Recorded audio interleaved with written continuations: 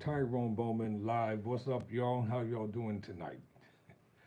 On a beautiful, sunny, crisp, somewhat hot slash warm Monday night. You know, some people just can't help themselves, especially when you are a habitual pathological liar. Have you ever met people in life, no matter who they are, they just can't tell the truth? Everything they say is exaggerated. Everything they do is made up.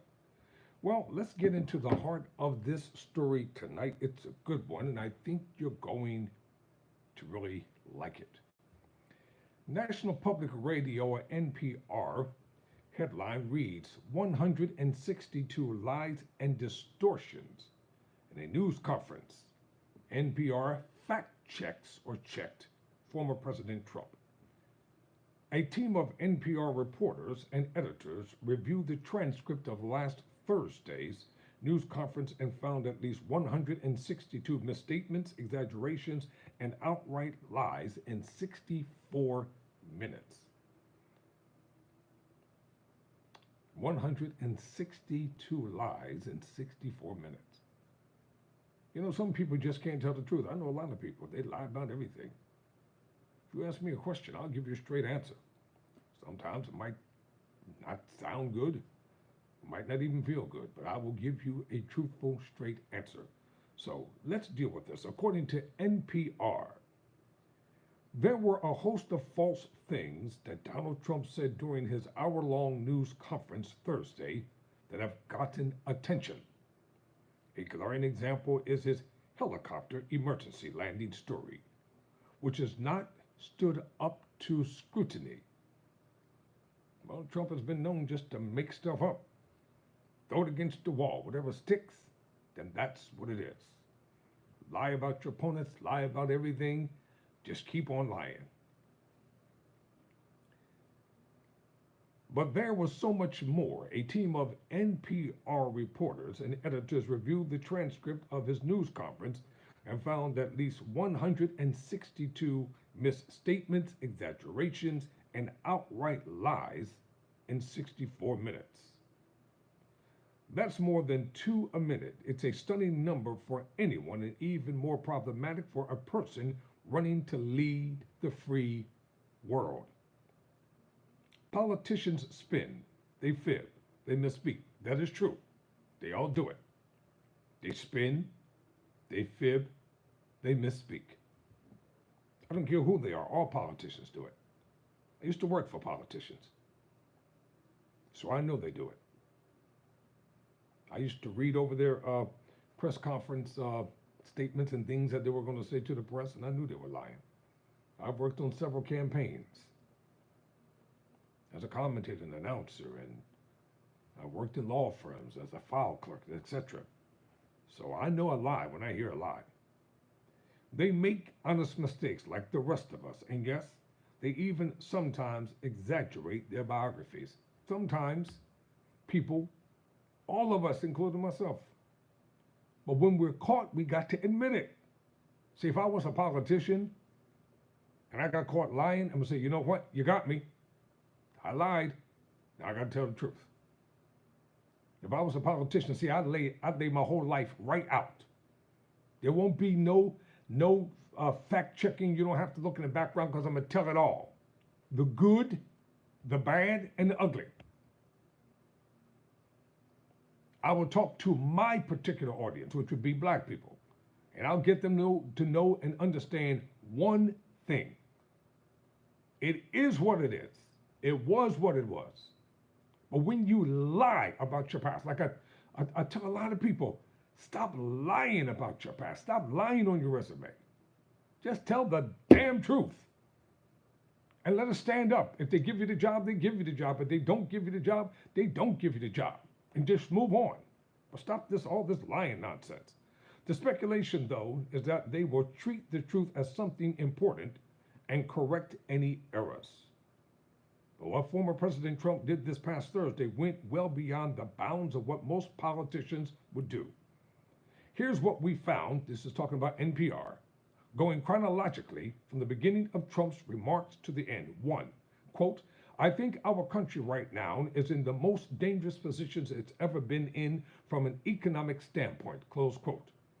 The U.S. economy has rebounded from the pandemic and downturn more rapidly than most other countries around the world. Growth has slowed in recent months, but gross domestic product still grew at a relatively healthy annual clip of 2.8% in April, May, and June, which is faster than the place in 3 of the 4 years when Trump was president. And the source was from Scott Horsley of NPR, chief economics correspondent. That's a stipulated fact. Early on in life, I wanted to be an economist. So I studied economy for a year. Economics rather, for a year. I found it rather exciting. Just learned about the gross national product and so many other things. Number 2, quote, from a safety standpoint, both gangs on the streets, close quote. When Trump speaks of gangs, that's a code word for black people. That's a code word for black criminals. But he never talks about corrupt cops. He never talks about cops like the blatant racist, misogynistic cop who murdered Sonia Massey. He billed himself as the law and order candidate in 2016. I know a lot of good police officers, but I know a lot of rotten cops as well. So don't give me this crap because you wear a badge that makes you right. Don't give me this garbage that you're always on point when you're not.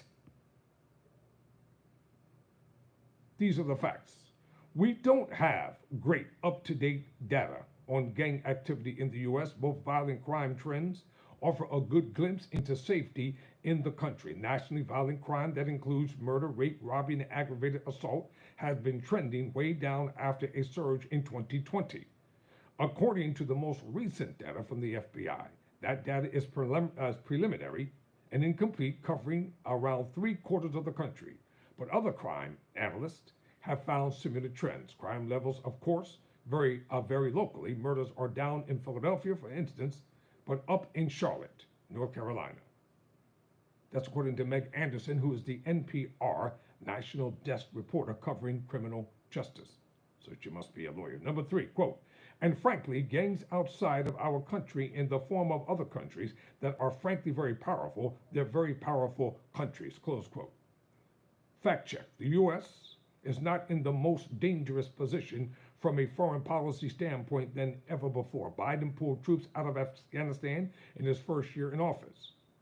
Through the withdrawal itself was chaotic and a target of much criticism, and since then, U.S. troops have not been actively engaged in a war for the first time in 20 years.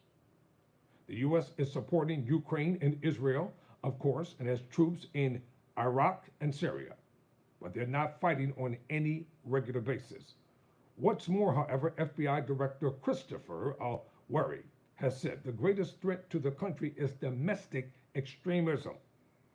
And beyond organized groups, the very definition of extremism is changing. As fringe ideologies move into the mainstream and radicalization takes hold amongst parts of the populace. Consider the January 6th riot at the U.S. Capitol and the assassination attempt on Trump's life. Even with the motive that remains murky at best, regardless, the call is coming from inside the House. Domestic extremism, experts warn. Many polls show a sobering degree of support for political violence to drive change, according to Andrew Sussman, who is the NPR supervising editor for national security. 4 and 5, quote, we have a lot of bad things coming up. You could end up in a depression of the 1929 variety, which would be a devastating thing. Took many years, took many decades to recover from it, and we're very close to that. Fact check. There is nothing to suggest that a 1930s style depression is on the horizon for the United States, and the depression did not take many decades to recover from. It ended during World War II in 1941, according to Scott Horsley. Let me just say something about the depression that occurred. Franklin Delano Roosevelt, who was elected, he served 12 years in the White House, who was crippled with polio.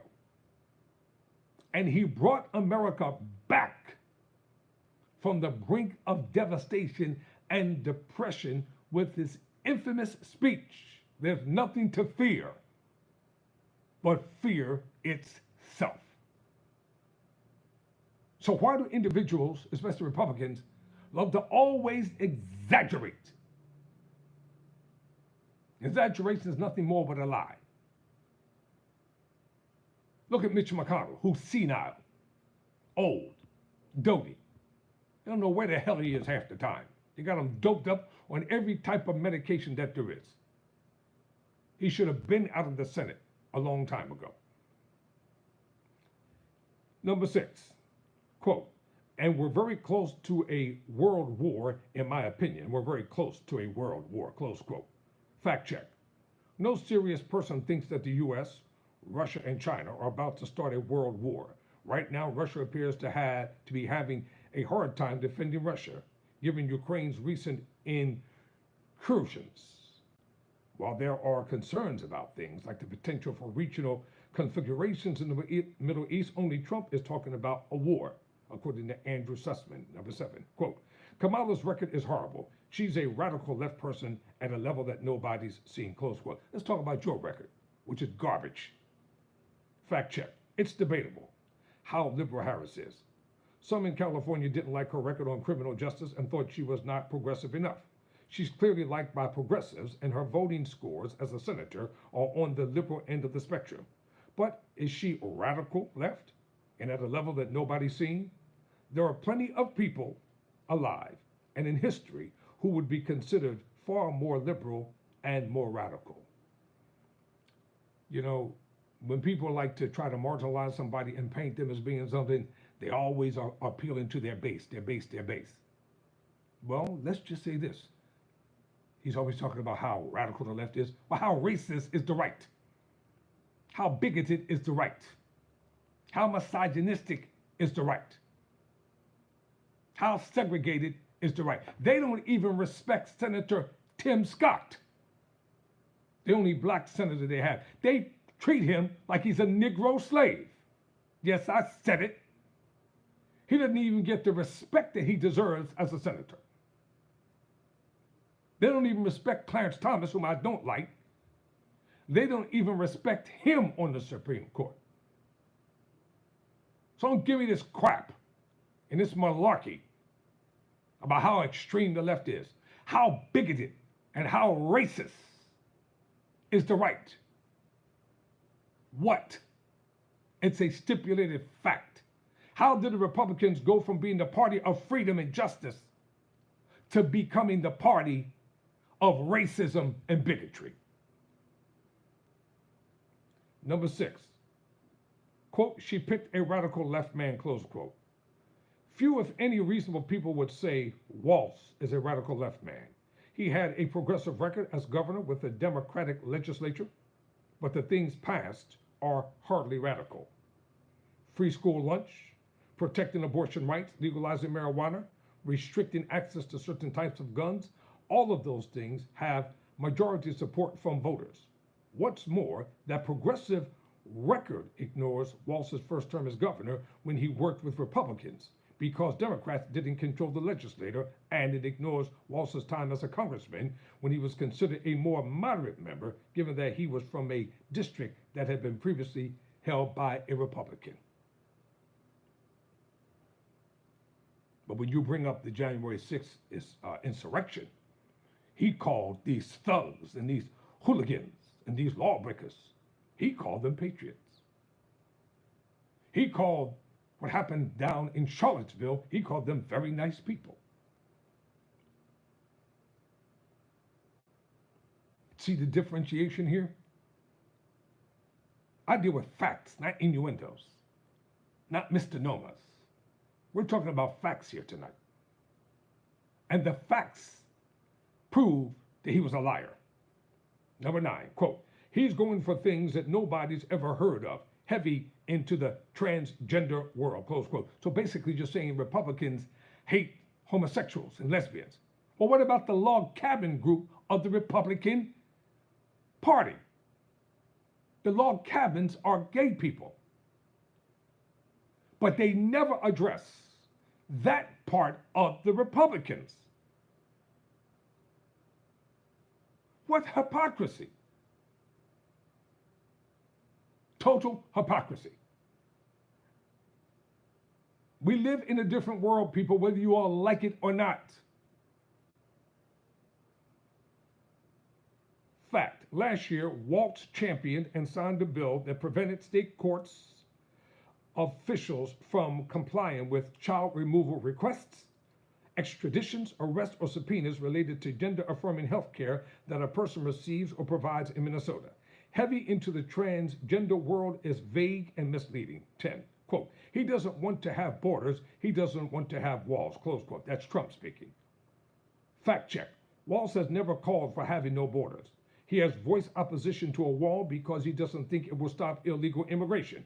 He told Anderson Cooper on CNN, for example, that a wall is not how to stop illegal immigration. He called for more border control agents, electronics, and more legal ways to immigrate.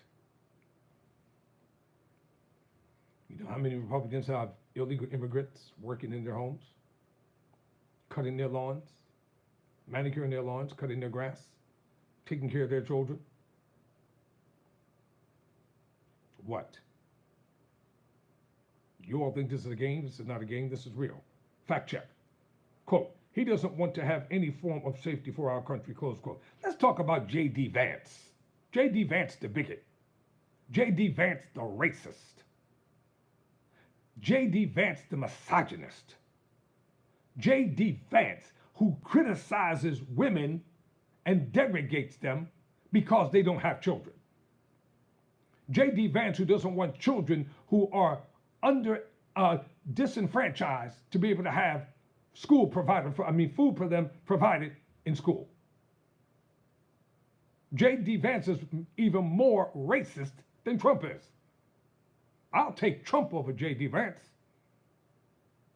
J.D. Vance is pathetic. And a lot more nasty stuff is going to come out about him.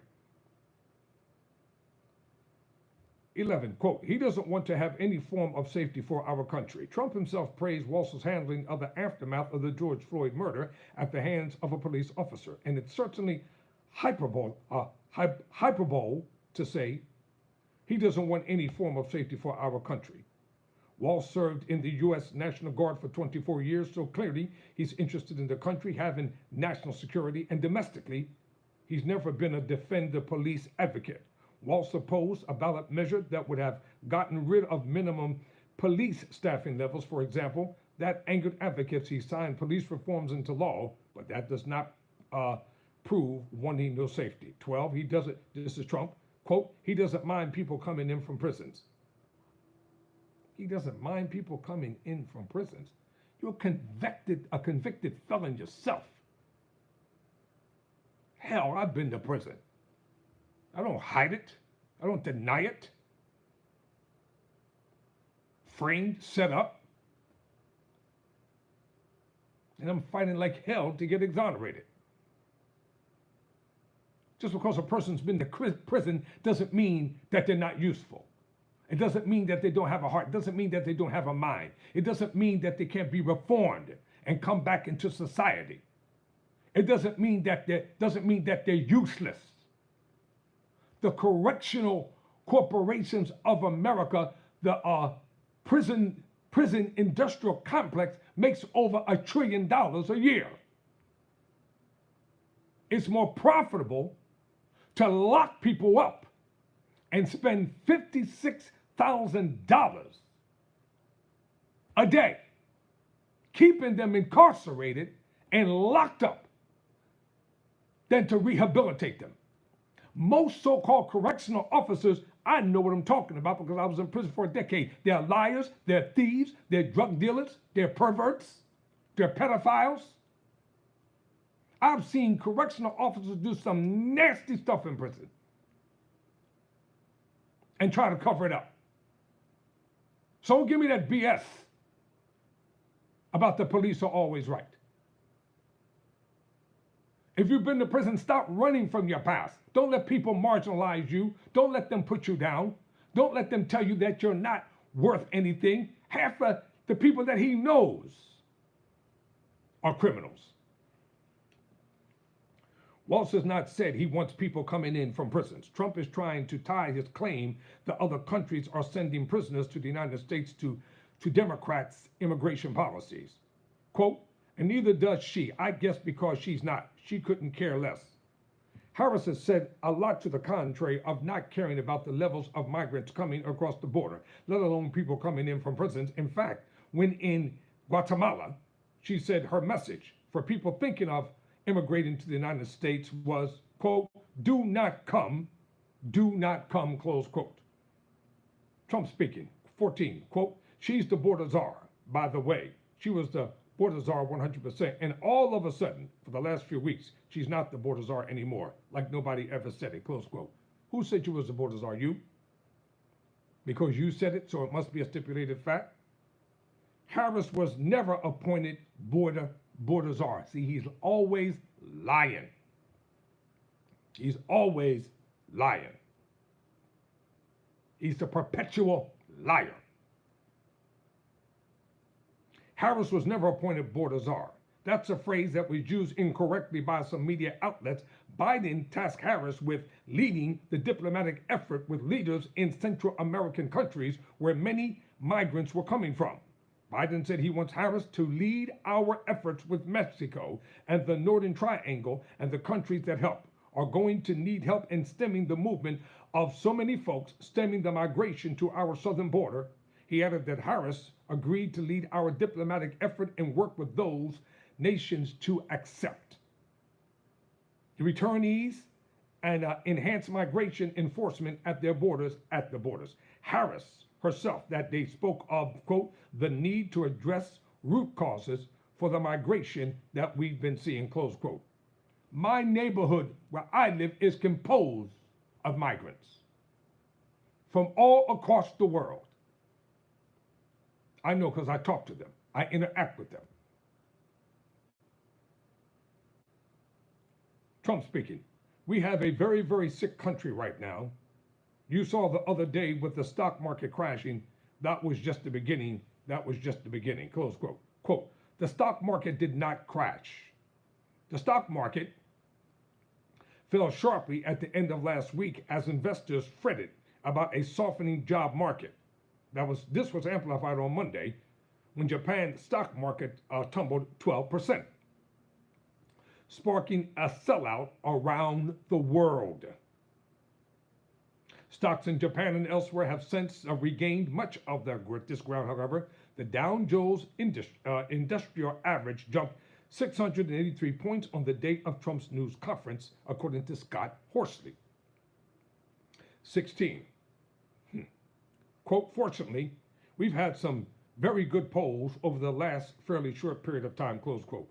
Most good polls have shown Harris gaining not just nationally, but also in the swing states. Though these same polls show a very close race. No one ever said that it was going to be an easy race for her. I'm going to read this last one and I'll continue this on tomorrow. So this will be part 1. Part 2 will come on tomorrow. Now listen to this. Quote, Rasmussen came out today, was substantially reading, close quote. Trump is not substantially leading. And Rasmussen is viewed as one of the least credible pollsters in the country. 18, quote, and others came out today that were leading and in some cases substantially. I guess MSNBC came out or CNBC came out also with a poll that was, has us leading. Liar. Polls have not shown substantial leads. CNBC had Trump leading by 2, unchanged from this 2-point lead in July. Number 19, quote, and leading fairly big in swing states. And in some polls, I'm leading very big, close quote. Again, polls in swing states have shown a tightened race. Number 20, quote, but as a border czar, she's been the worst border czar in history in the world, close quote. I mean, you just don't like her because she's a black woman. Point blank.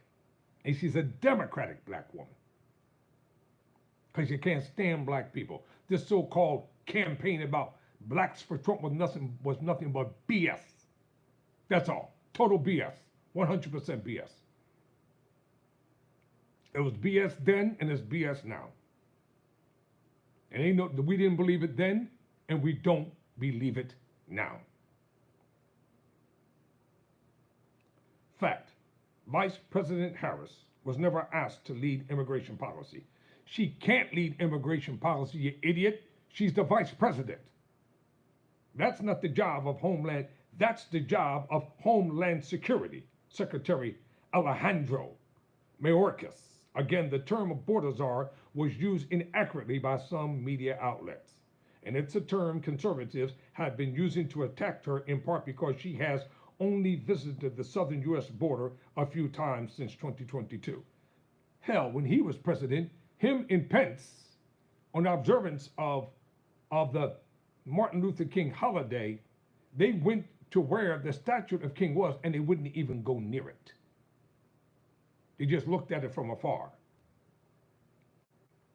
The same man hated President Obama so terribly, and so he wouldn't even take Obama's portrait out of the box and have it hanging in the White House because he didn't want a black portrait of a black president hanging in the White House.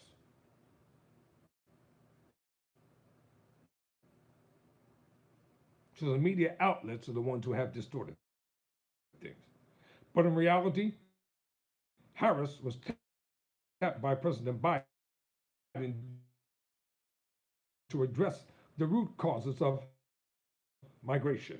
Her approach has focused on deterrence. She told migrants to not come to the U.S., and she has been able to secure more than $5 billion in commitments from private companies to help boost the economy in Central American countries, according to Sergio Martinez Beltran, NPR immigration correspondent based in Texas.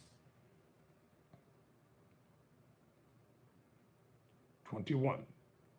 Trump speaking, quote, I think the number is 20 million, but whether it's 15 or 20, it's numbers that nobody ever heard before. 20 million people came over the border in during the Biden-Harris administration. 20 million people, and it could be very much higher than that. Nobody really knows what the number is. This dude just lies to lie. It's unclear where Trump is getting this number